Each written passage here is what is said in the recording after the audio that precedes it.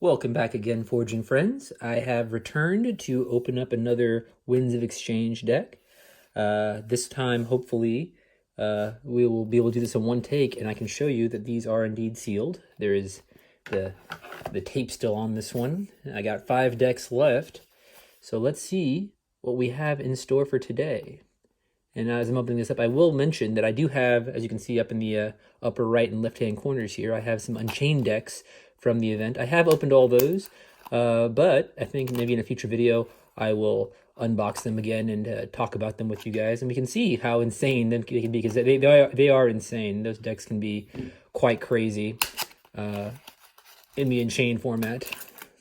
All right, what do we got here today? Good, we got Brobnar, so we have Saurian again, we got Brobnar, and we got Unfathomable. Cool.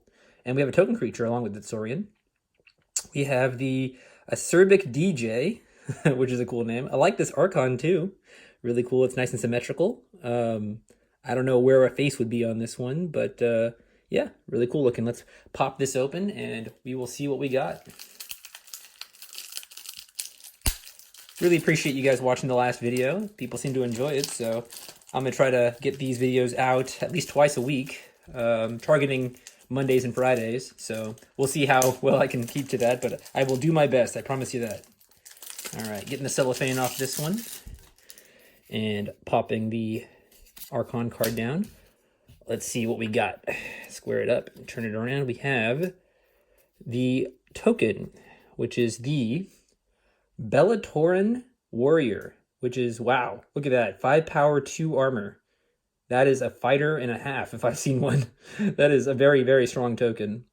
There's a Brobnar one that has 4 power that can't reap if there's any creatures, called Warrior, which I think is way worse than this one, to be honest. You know, with 28 token creatures, some are going to be better than others. I think this one's one of the better ones. So, you know, if we have a lot of generation, we can really control the board with this guy. Good to see.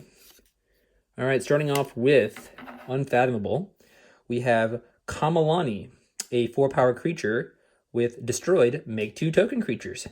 Off the bat, got token creature generation again, and this is an expendable creature, so we can either fight with it or just leave it out there to reap a bunch, and when it's destroyed, we get to replace it with 2 tokens. Good to see. We've got Initiation, which has a capture pip action card. Play, make a token creature, and if you have fewer than 4 cards in your hand, archive Initiation. All right. Another token creature maker, and like the last deck, this is another recurring one. So this one requires you to play it with 4 cards or fewer in your hand. I had this in my Alliance Sealed deck, and every time I played it, it was very easy to archive this. So this is a pretty reliable one. It's nice to see it with capture pip too. So that's going to be a really valuable card in this deck, I feel like. We've got Fathom Reaver, 4-power creature. Play it, make a token creature, and while you control a token creature, your opponent refills their hand to 1 less card during the draw card step. So it's like a Succubus from Coda, if you remember that card, but you get a token creature, and its effect only applies while there's a token creature on the board. So, you know, it's a little bit different, but I think it's actually quite valuable, just to kind of chain your opponent a little bit there. Awesome. We've got 2 of him, so far, I think every card in this deck has, in some shape or form, made a token, which is great, and great to see. Love that. Oh my gosh, we have 3 of them. That's kind of incredible. All right, we've got Adult Swim. Amber, when you play it, put each creature with power 3 or lower on top of its owner's deck in random order. Great for stopping those Shadows cards, any low power cards, also other opposing tokens, because it doesn't affect our tokens. Yeah, that'll be a great card in this deck, I feel like. 2 of those. We've got Abyssal Sight, action card with an Amber when you play it. Destroy a friendly creature. If you do, look at your opponent's hand and choose a card from it. That player discards that card. So not only you can destroy maybe a token, since we seem to have a lot of token generation, you can look at your opponent's hand, which is in of itself very valuable information, but you get to discard a card from their hand. That is, for a common, that's kind of nuts how good that is. I haven't seen that card yet. That's pretty cool. We've got Illusions of Grandeur. Amber, when you play it, choose a house on your opponent's identity card. If your opponent does not choose that house as their active house on their next turn, gain 3 Amber. Okay, so you're basically hardlocking them into 1 house unless they want to give you 3 Amber, unless they want to give you half a key. but you have to pick that house. So it's kind of a soft control the weak, which I like that a lot, actually. You know, you're either you're making them make a bad decision either way, which is great. Oh my gosh, we have two of those. That seems kind of ridiculous. We've got Rust Miser, which is a creature with 5 power. After Reap, and it's got a damage pip on it too, which is nice. After Reap, exhaust each enemy artifact. Pretty good artifact control. Not super reliable because it has to be on a unfathomable turn, but you know, anything that can slow my opponent's artifacts down, I like to see. We've got the upgrade Extrematode Infection. Haven't seen this one yet. Amber, when you play it, put 3 hatch counters on Extrematode Infection.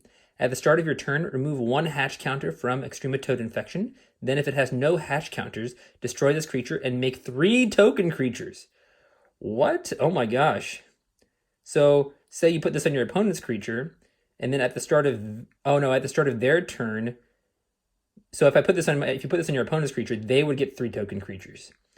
Okay, so you're basically wanting to infect one of your creatures, maybe a token, and then you can turn that token to 3. So it's it's very alien in theming, I think. That's pretty interesting. Yeah, I mean that's more token generation, but it's kind of slow. So I want to see how that works later on. We've got Saurians now. Let's see how Saurians looks in this one. We've got Pale into Insignificance. It's an action card with a Amber pip and an enhanced damage pip. Play, destroy each creature with the lowest power. I mean, with certain decks, I think this is really strong. It seems like a card that might have needed to have chains, but yeah, it seems really strong without chains. And we've got 2 of those. Good board clearing. We've got Grammaticus Thrax, a creature with 5 power, and it enhanced 2 capture pips and a damage pip. All right. We've got 2 of him. So we can tell where all the capture and damage has come from so far. We've got Chancellor Dexterous, a 3 power creature with After Reap. You may exalt him. You may exalt his right neighbor, actually. And if you do that, creature belongs to House Saurian for the remainder of the turn. So you can turn anything into House Saurian. You just got to be sure that whatever you put next to him is off house. So you want to play him last on your right flank, basically. All right. That could be useful. I like that. Beware the Ides is back. Very powerful card. Amber when you play it, and a capture pip when you play it. Deal 23 damage to a creature in the center of its controller's battle line. So you can just blow up something that may blow up a leader or anything that happens to be in the center. Useful, useful. We've got Balstego, a 5 power creature. With play, you may exalt him, and while he has Amber on him, he gains Splash Attack 3. So a pretty good fighter. He wants to fight into things, especially maybe elusive things, to just spread out some damage. And we've got 2 of him. We've got Arm the Plebeians. Amber, when you play it, action card. Make a token creature, ward it. Okay, so we actually have some token generation in Saurian. I was going to say, it didn't seem that we had any so far, really, so good that we have at least 1. We've got Chaosodon. I have not seen this guy. Big guy, 10 power creature. When he fights, so Splash Attack 3, so I'll do 3 damage to the neighbors of the creature he fights. But before the fight, he deals that splash damage to each of his neighbors as well. So he he really hits both his friends and his enemies' friends. So that could be a double-edged sword. If I have anything in this deck with some good destroyed effects, they'd be good neighbors for him. So that's something to consider. Cool. We've got training costs. Okay. Training costs cannot be discarded from your hand except through card abilities. Play, lose 2 Amber. If you do not, shuffle training costs into your deck. So I'm remembering now that I think because we got this really, really good token over here, this guy is really, really powerful and he has no drawbacks, that the one drawback they do make is that you have to include this card in every deck with him. So, you know, you get a really good token creature, but you also have this card that's probably a chain in your hand unless you can afford losing 2 Amber. Or maybe we'll find something that we can use to discard this later on in the deck. But for now, yeah, this is a bit of a chain in the hand, so we'll have to consider that as well. We've got Legion's March. Amber when you play it, capture pip when you play it. For the remainder of the turn, after you use a dinosaur creature, deal 1 damage to each non-dinosaur creature. Okay, that's cool. That's some good damage spreading. I like to see that. You know, anything that can kind of take out maybe weaker creatures or weaker tokens as well. Good to see. All right, going on to Brobnar. All right, so Brobnar, we've got Shock Herder. It is a 3-power creature with deploy, ready and fight with a neighboring creature. So it's a slightly weaker Ganger Chieftain, but you can deploy him. So I kind of like the utility of being able to deploy him, because oftentimes back in Coda, especially whenever I would play Ganger Chieftain, I would not have, I might not have the creature free that I want to fight with next, that I can play him next to. So yeah, I like this guy. I think he's very useful. Oh, and we got 2 of him. That is awesome. Good to see that. Rant and Rive. That is an action card with an amber. If your opponent has 8 or more, they lose 8 or more amber. They lose half of their amber, rounding down to loss. My Alliance Seal deck had 2 of these, and that was my ticket to success in the Alliance Seal tournament. But you got to read your opponent's deck list, and when they would, in later rounds, when people would see this card, I had an opponent that would just go to 7. They would never go to 8. They would only go to 7. And obviously, if you know this card is there, that's a great way to play around it. We've got Ragnarok Prep. It's an action card where you make a token creature. Then if you control more creatures than your opponent loses 2 amber. So this might be useful. We have to do a creature count at the end of the deck list here and see if we have a lot of creatures, because that may or may not be useful depending. But we have a lot of board control anyway in this deck, it seems like, so that could probably be useful. And we've got 2 of that may or may not be good. Might Club, ready and enrage a creature. Okay. We've got Jarl Svend. After an enemy creature is destroyed fighting Jarl Svend, make a token creature. All right, so yeah, he's got 7 power too, which he could fight probably a few weaker creatures and make a lot of tokens. So good to see we have some token generation in every house, and we've got 2 of this guy. Awesome. Fire Spitter is back. He's got 5 power, 1 armor, and before fight, deal 1 damage to each enemy creature. Good, more damage spreading. Like to see that. All right, we've got Unguarded Camp. Amber when he played, action card. For each creature you control in excess of your opponent, a friendly creature captures 1 amber. Each creature cannot capture more than 1 amber this way. So yeah, another card that wants us to have more creatures than our opponent. So let's just we'll rely on that creature count at the end to see where we are with that. And then finally, I think we have we have 1 more card after this. We've got Overrun, which is an action card with an amber and a capture pip. If 3 or more enemy creatures have been destroyed this turn, your opponent loses 2. So that really encourages us to fight with our Brobnars, which, they already wanted to fight. So, yeah, I think that's a really good one. And then we have the rare, I have not seen this, Kretchi, 3 power. Each time a player exalts a creature or a creature captures amber, put 1 amber on that creature from the common supply. Oh, wow. So this doubles all exalting and capturing. That is interesting. So I guess it doesn't double every single amber. It says each time a creature exalts or captures amber. So if it captures 3 amber, you just put 1 more amber on it. I think that's how it works. But yeah, that's interesting. That really that kind of would dissuade your opponent from exalting or anything. That's kind of more anti-Saurian, anti-Sanctum, it seems like. Interesting. I'd like to see how that works in the game. All right. Well, I'm pretty excited about this deck, actually. There seems to be a decent amount of token generation. Maybe not quite as much as that previous deck, but we'll do the counts here. How about that? So we've got our token creature, but we'll do printed creatures first, and then we'll count tokens afterwards. So for printed creatures, we've got 1, 2, 3, 4, 5, 6, 7, 8, 9, 10, 11, 12, 13, 14, 15, 16, 17, which is 1 less than the last deck. So yeah, that's still a solid number. I like that.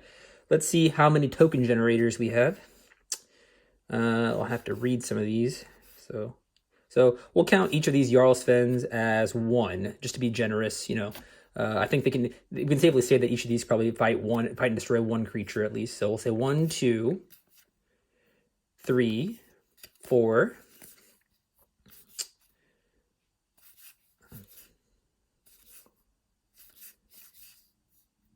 5,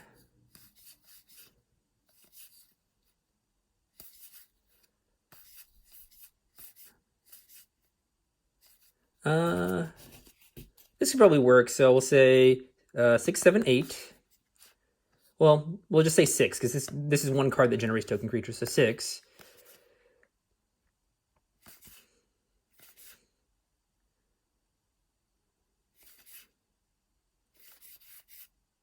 7, 8, 9, 10, 11. Oh my gosh, that seems like a lot. 11 token creature generators and 17 creatures. So one might argue that that's like 28 creatures. But, you know, again, like I said in the last video, some of those tokens could be our creatures from our deck because we're putting the top card of our deck face down as tokens. So, but yeah, I mean, that's a lot of generation. I feel like that's really, really good, especially for how much we want to have more creatures than our opponents in this deck. So lastly, let's count how many amber are on the cards here. I'll do a better job than last time because I think I missed one in the last video. So we'll say 1, 2,